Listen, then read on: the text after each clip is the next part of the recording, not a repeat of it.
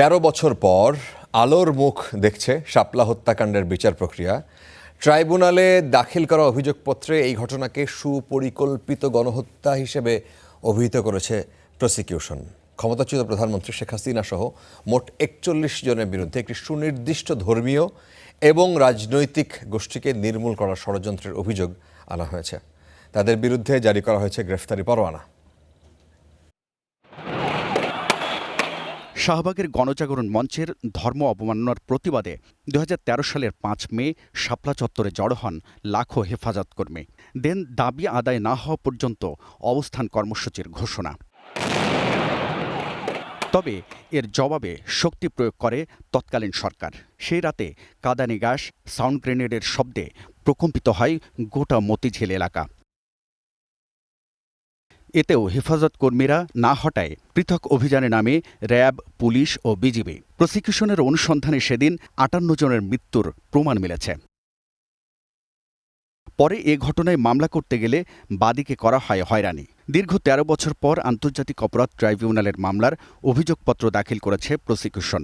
শুনানিতে উঠে আসে ওই হত্যাকাণ্ডের বর্ণনা।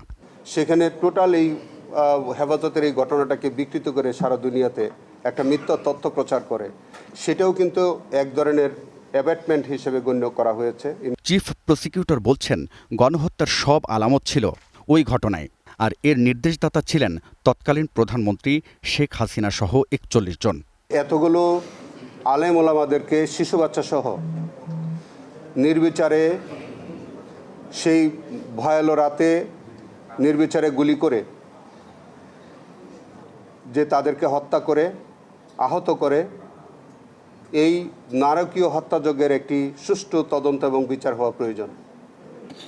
এবং এই যে জেনোসাইড, এটি বাংলাদেশের ইতিহাসে এরকম বর্বরোচিত হত্যাকাণ্ড, এরকম বর্বরোচিত আক্রমণ এটি এর আগে কখনো ঘটেছে বলে আমার জানা নেই।